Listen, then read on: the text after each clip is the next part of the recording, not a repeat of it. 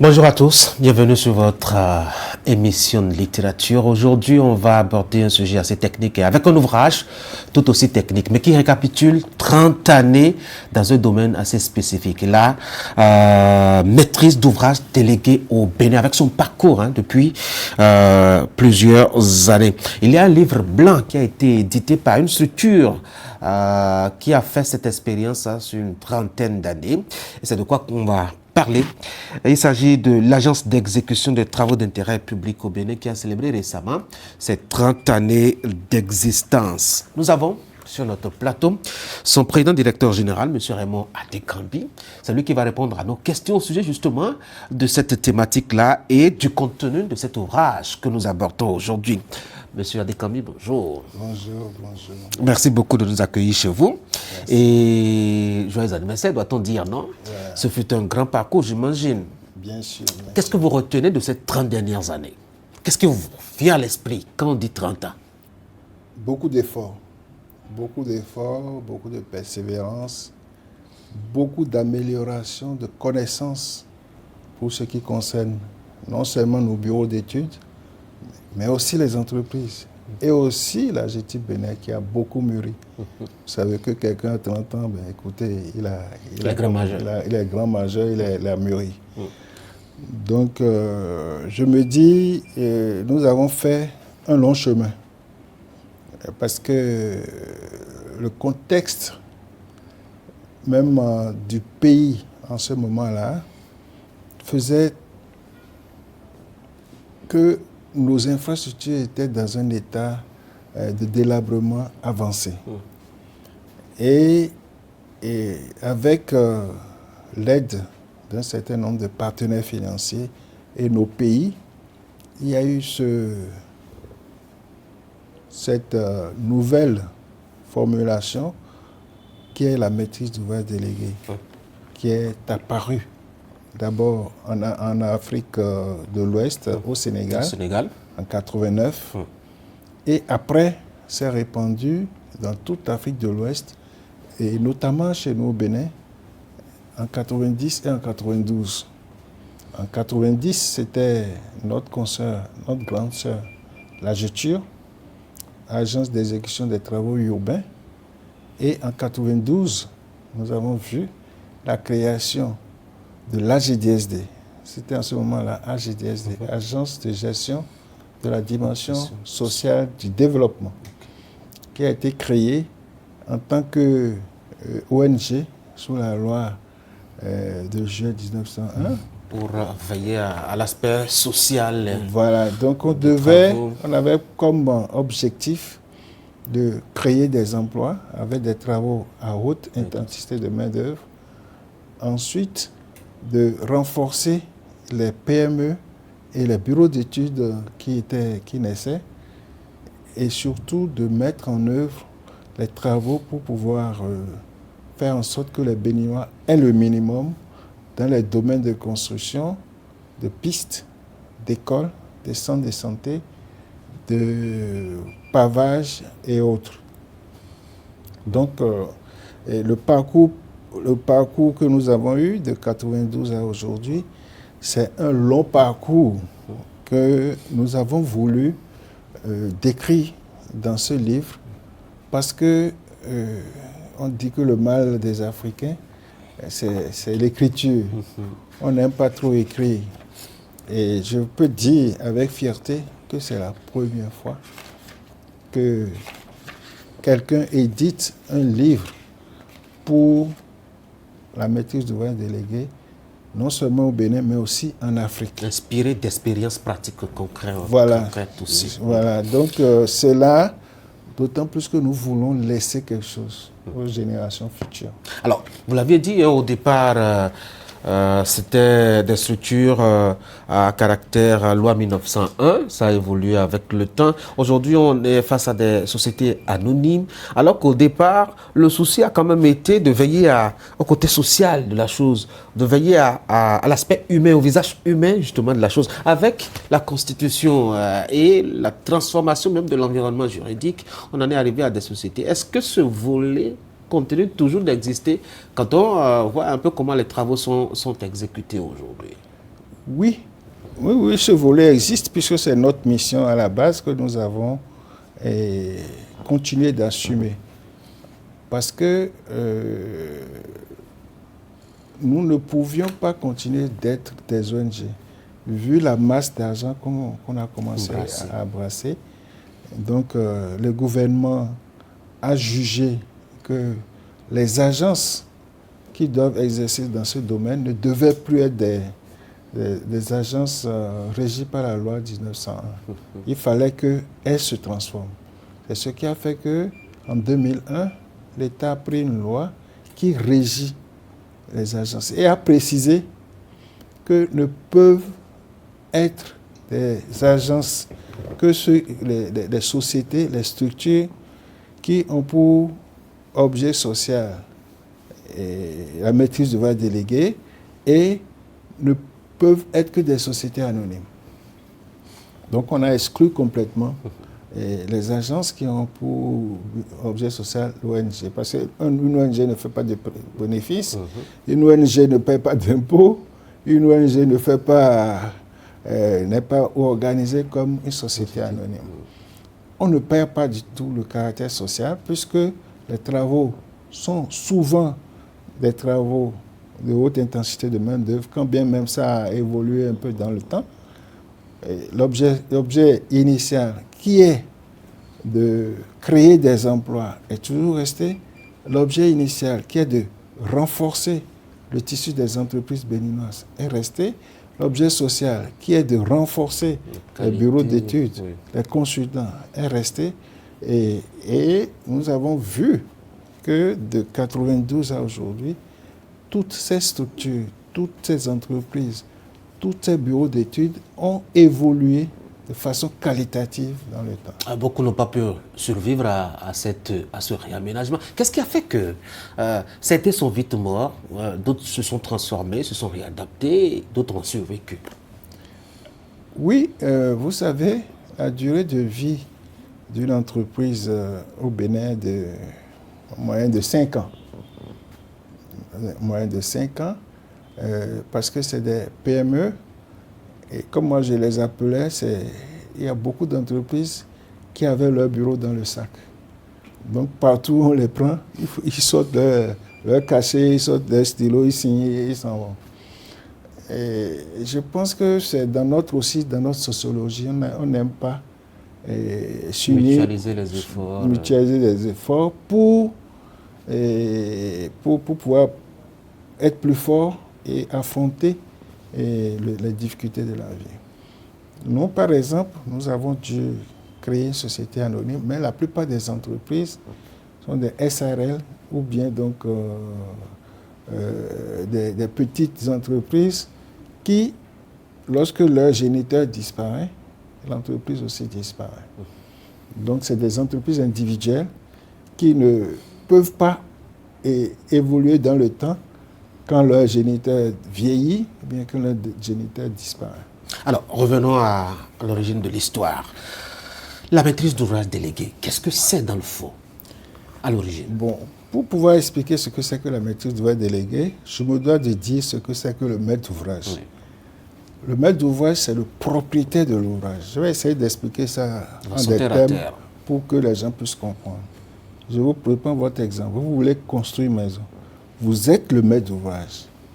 Mais comme vous ne vous connaissez pas en technique de construction et vous cherchez comment faire pour que les entrepreneurs, les bureaux d'études qui vont concevoir et exécuter le fassent bien, vous prenez quelqu'un qui est le maître d'ouvrage délégué qui travaille en vos lieux et places pour faire la mise en œuvre de votre maison.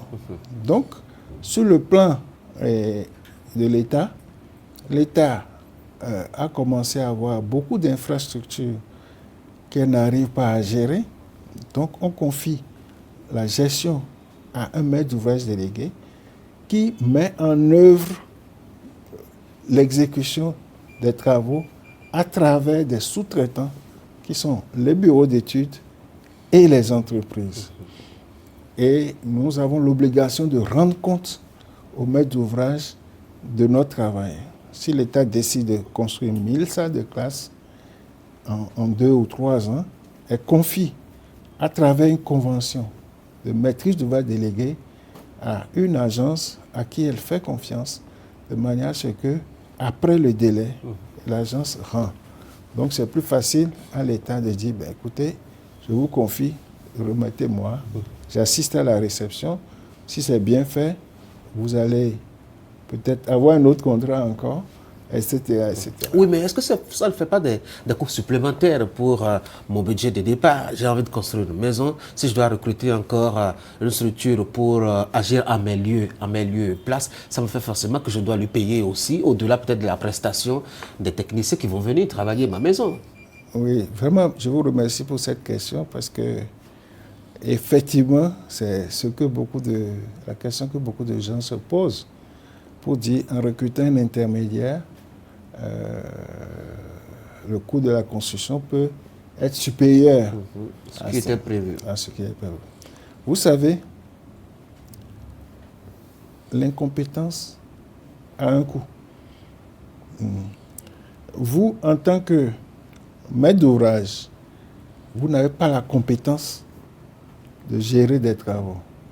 Vous n'avez pas la compétence de voir la qualité des ouvrages. La plupart du temps, les gens pensent que en confiant à un spécialiste, on perd de l'argent. Mais tout au contraire, on en gagne. Comment ça? Lorsque vous avez votre chantier, vous devez aller sur votre chantier tout le temps. Cela a un coût, mais vous ne le calculez pas. Lorsque le maçon fait mal un travail et que vous faites casser soit le mur qui est tordu, soit le béton qui est mal coulé, cela a un coût et qui vous est compté.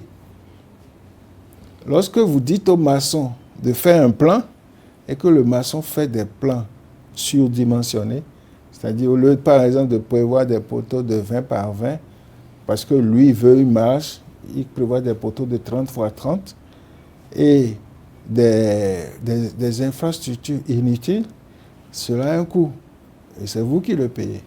In fine, le minimum que vous devez payer à ce maître d'ouvrage délégué qui va vous faire des économies, vous ne voulez pas le payer, mais vous payez beaucoup plus cher. Et lorsque nous avons travaillé avec l'État, que ce soit les 2 agences ou en Afrique, on a fait les coûts comparatifs de construction des écoles. Et l'évidence était là qu'on paye moins? L'évidence était là que les écoles qui sont exécutées par les maîtres d'ouvrage délégués revenaient moins cher que celles exécutées par l'État. Il y a aussi une crainte, puisqu'on est là à l'échelle État, à l'échelle du pays. Le choix aussi des maîtres, enfin des structures pour exécuter ces travaux aussi pose problème. Parfois on parle de corruption, etc. Est-ce que le cadre légal aujourd'hui permet une transparence, une certaine objectivité dans le choix justement de ces structures-là pour conduire les travaux? Parce qu'on a beaucoup d'éléphants blancs par le passé, beaucoup d'infrastructures qui s'amortissent en moins de 10 ans, alors même qu'on a dit qu'en réalité, avec ce système, on devrait avoir de la qualité et de l'économie. Oui, tout à fait, c'est une question judicieuse. Je pense que les archétypes ont fait leur expérience, ont montré que je ne peux pas dire que la corruption a disparu à 100%, mais les procédures qui sont mises en œuvre pour le recrutement des entreprises fait que, en tout cas, et on ne peut pas parler de corruption parce qu'il y a la transparence. L'un de nos dadas, là, c'est la transparence dans la passation des marchés. La transparence, la justice et l'équité. Donc, nous faisons les choses de façon équitable et nous rendons compte. Donc, il y a l'appel d'offres que nous faisons international ou national, le dépouillement qui souvent doivent recevoir l'avis de non-objection du partenaire financier, du maître d'ouvrage, puisque le maître d'ouvrage ne doit pas voir qu'on a surévalué les choses, et la nécessité d'avoir des audits qui nous permettent de voir que l'ouvrage est bien fait. Aujourd'hui, depuis 30 ans, moi j'ai des écoles qui résistent encore jusqu'à aujourd'hui. Donc, c'est vrai, il y a un problème au niveau de nos entreprises. Nos entreprises n'ont pas l'efficacité telle qu'on peut dire, c'est zéro défaut. C'est zéro défaut. Mais moi, j'ai toujours dit, c'est en forgeant qu'on devient forgeron. Ce n'est pas la qualité parfaite qu'il faut voir. Souvent, elle casse les prix pour pouvoir même y arriver. Mais c'est la progression qu'on observe chez nos entreprises nationales qu'il faut voir. En 92, il y avait à peine 3 ou 4 entreprises qui pouvaient préfabriquer les pavés. La préfabrication simple que vous voyez aujourd'hui, tout le monde le fait. Et aujourd'hui, c'est presque tout le monde qui peut le faire. Ça veut dire qu'on a avancé, on a évolué. En 92, les entreprises montaient des murs qui se fissuraient. Donc on avait des écoles qui se fissuraient, on est obligé de casser, de reprendre.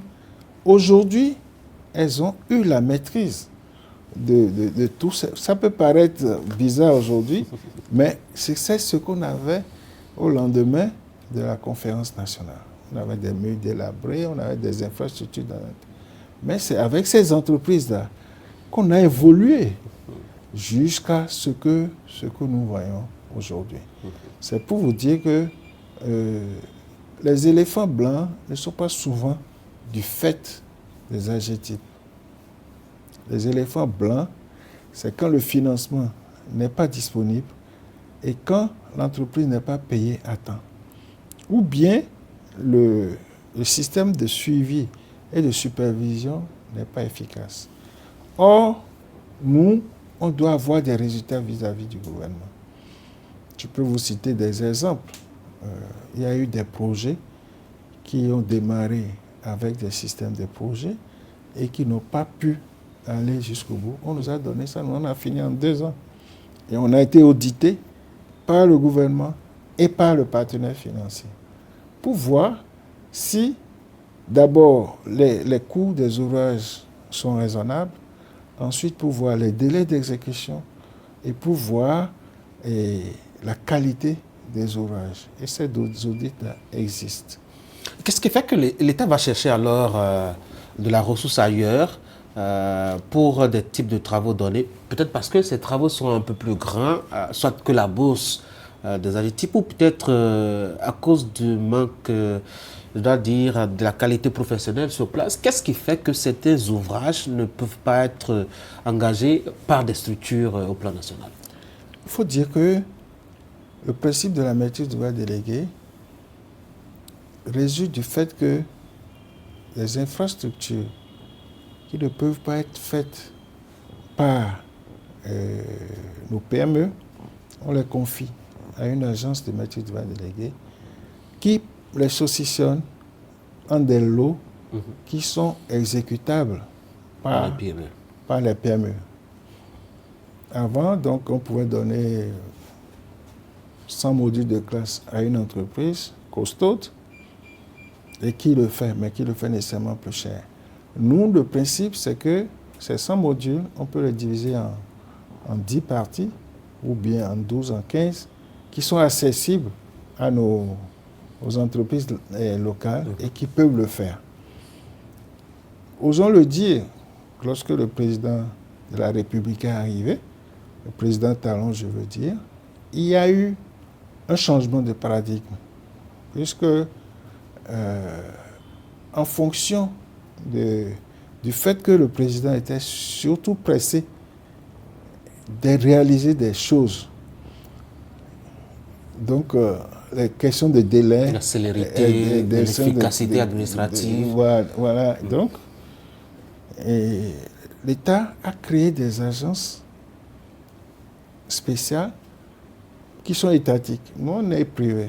On est privé, on est une société privée qui à qui on confie directement ces travaux-là, mais qui sont exécutés la plupart du temps par des entreprises étrangères qui ont plus d'expérience que nos entreprises nationales et qui peuvent rendre plus vite. Ce qui fait que, bon, on exécute beaucoup de voies, beaucoup de choses, beaucoup plus rapidement. Mais moi, mon plaidoyer, je ne sais pas si vous m'avez vu faire le tour d'un certain nombre de ministères, j'ai même été à la Cour constitutionnelle, c'est que l'État voit que ces agences existent et même si c'est 50-50, qu'on donne en fait aux PME et cette chance de continuer à exécuter des ouvrages et des connaissances, des expériences. Ouais. Parce que tout à l'heure, vous avez dit les entreprises sont mortes. C'est vrai, beaucoup d'entreprises sont mortes parce que les entreprises étrangères avec lesquelles l'État contracte ne font pas les sous-traitances ou bien font des sous-traitances qui sont très difficiles pour nos entreprises, à des coûts ridicules. Donc, ce qui fait que nos entreprises n'ont plus cette capacité-là de dire j'ai un chiffre d'affaires de temps, etc.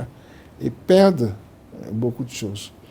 Donc, mon plaidoyer à moi, c'est de faire en sorte que l'État continue de faire confiance aux agences, même si, de l'autre côté, on continue certains travaux avec des entreprises internationales, au moins les infrastructures qui peuvent être réalisées par nos propres entreprises, qu'on continue donc de leur confier cela.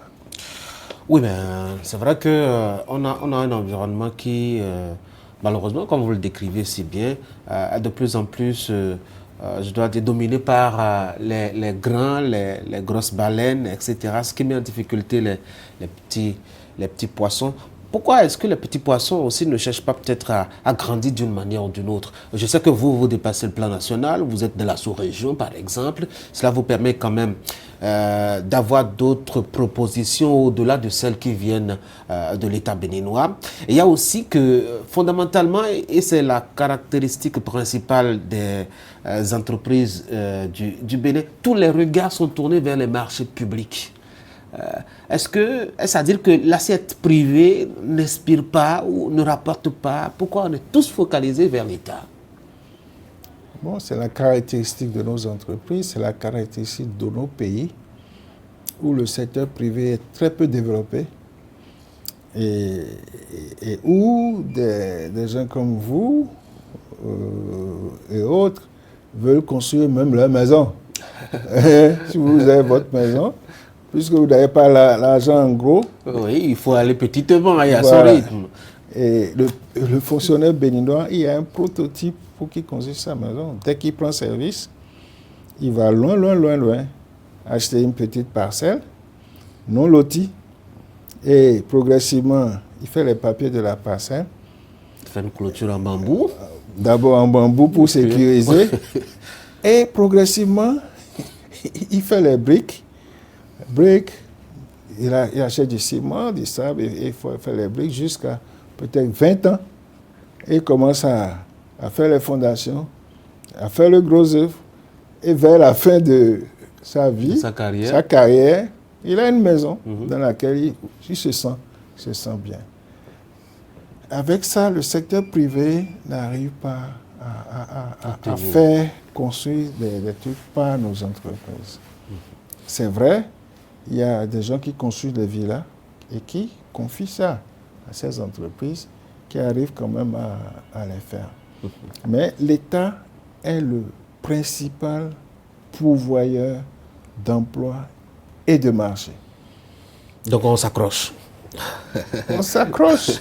On voit pas souvent les entreprises s'investir et ça leur manque beaucoup dans la communication et dans l'explication des enjeux aux populations afin peut-être d'impacter la culture sociologique, la perception sociologique, les habitudes qui sont solides et traditionnellement acquises. C'est difficile de les arracher parce qu'il n'y a pas de communication avec les entreprises. Oui, il n'y a pas de communication. Bon. Les entreprises le Béninois, en général, ne communique pas sur ses affaires. Surtout son argent. Son argent. Quand le Béninois a de gros marchés, tu vas le voir, tu lui dis, ben, comment ça va?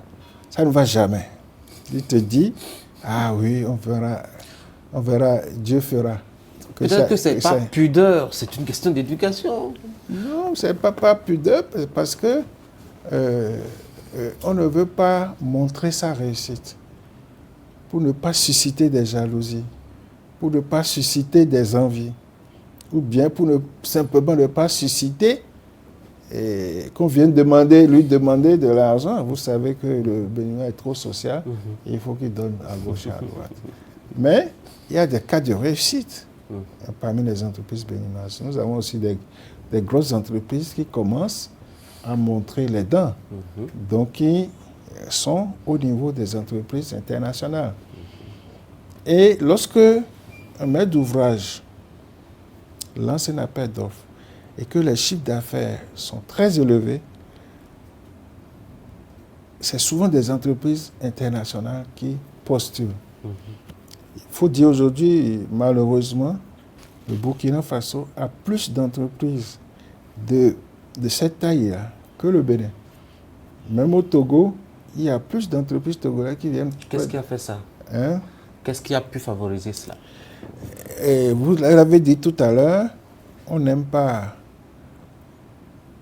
créer des entreprises à capitaux multiples, donc on n'aime pas s'associer. C'est toujours unipersonnel? C'est unipersonnel. Quand vous êtes seul, là, vous ne pouvez pas évoluer. Et lorsque vous avez un marché que vous devez pour laquelle vous devez soumissionner, en faisant des groupements, vous êtes plus fort pour faire face à ce marché-là. Même les gros marchés que l'État lance, certaines entreprises peuvent faire des groupements pour s'associer, leurs capacités techniques, leurs capacités financières et tout ça, pour postuler. On n'a pas confiance. Ou bien, avec certaines expériences vécues, on fait tout pour ne pas vraiment, pour dire, en tout cas, je me contente du peu. Vous allez voir, le Béninois n'est pas aussi ambitieux que certains, les Ivoiriens par exemple. Ils veulent vraiment se contenter du peu. Parfois, des fonctionnaires qui gagnent 150, 200 000, ils ont la capacité d'aller dans le privé. Moi, je ne veux pas risquer. Parce que dans le privé, soit on échoue. C'est jamais certain. Voilà, soit ça on échoue. demande beaucoup d'efforts. Beaucoup d'efforts. Beaucoup de travail. Vous travaillez les samedis, dimanches, alors que... Chez l'État, bon, on sait comment on peut. Mais il y a aussi que les entreprises elles-mêmes ne sont pas très, très créatives. C'est les mêmes services, c'est les mêmes offres. Il n'y a pas de nouvelles propositions, de sorte à ce que, bon, le contexte privé ne peut pas aller vers eux, justement, parce qu'on a besoin du nouveau. Voyez, par exemple, la question de l'accès aux logements sociaux, par exemple. C'est seulement l'État et seulement l'État qui s'y engage. L'expérience à Calavi, on sait comment ça s'est soldé avec la cité à Conville, même juste à côté, ici à Rouikhom. Du coup, on n'a pas de nouveaux services. On peut comprendre que les sociétés soient en difficulté, non? Oui, ce que vous dites est vrai.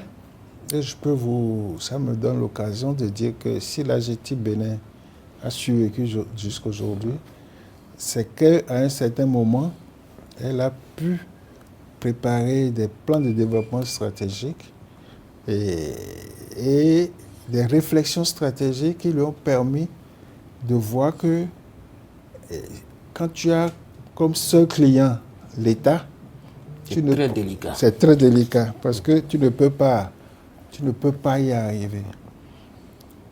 Il suffit que l'État dise « je te donne plus de travail pour que tu sois bloqué ». Donc, vous avez tout à fait raison.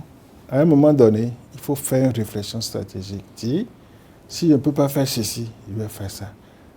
Et justement, nous, on a fait une diversification dans le domaine de l'immobilier. Nous avons, puisque le Béninois veut acheter des terrains, mais il veut acheter des terrains sécurisés, nous avons acheté des hectares que nous avons sécurisés. morcelés et vendus au Béninois.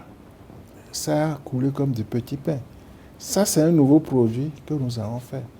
Nous avons fait une étude sur l'habitat, sur les logements sociaux, les logements économiques. Mais nous avons constaté, malheureusement, cette étude nous a démontré que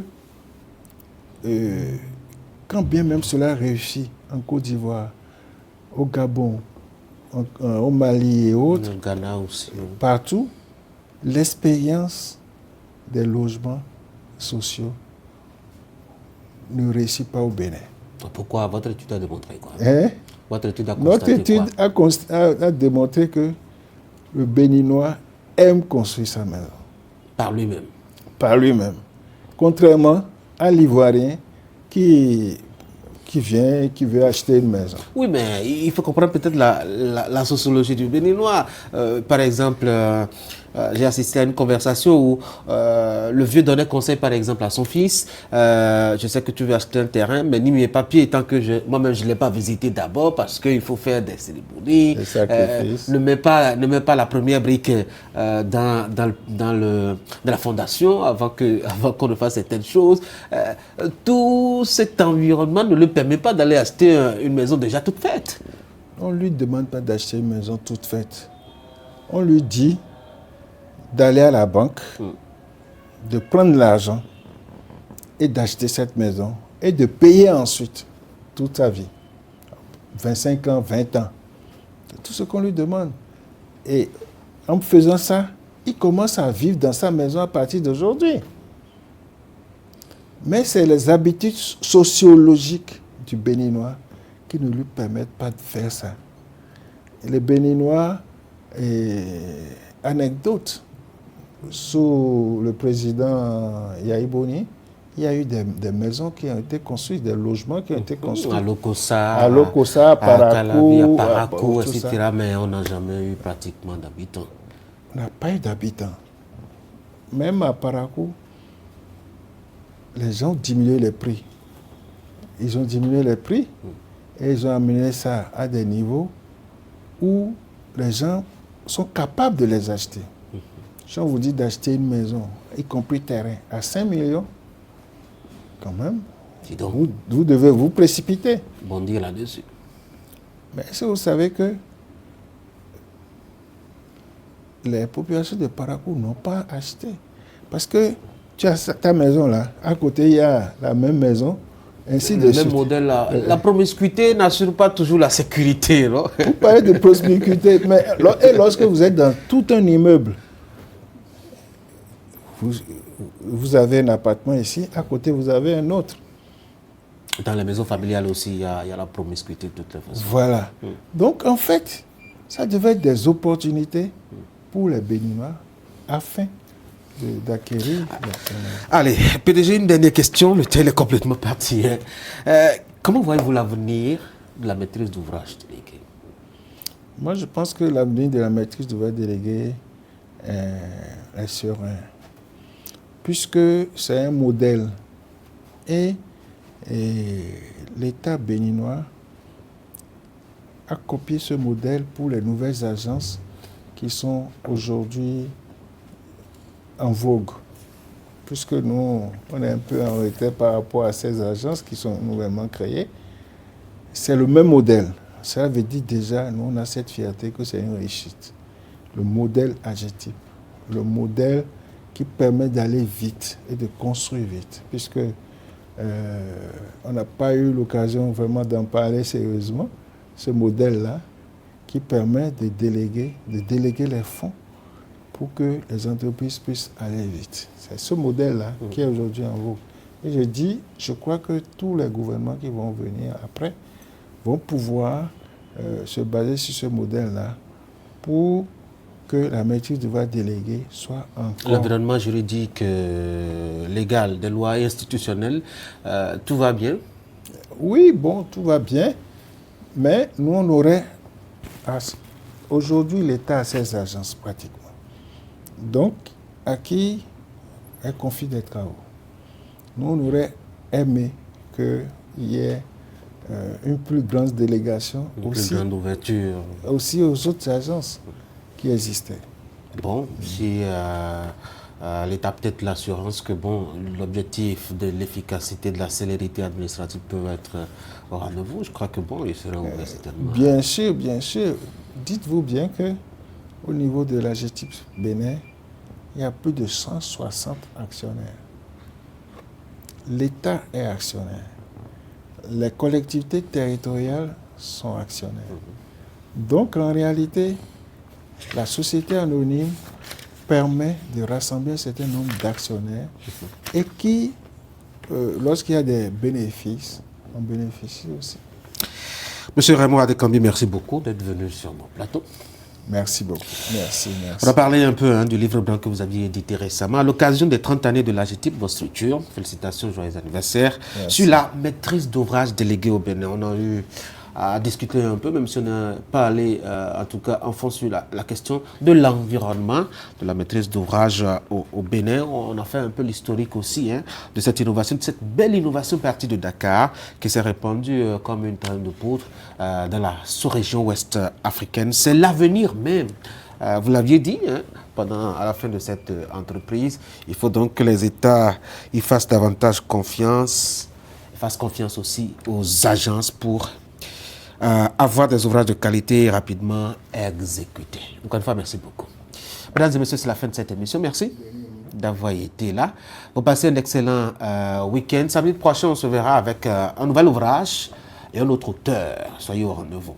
Bon week-end.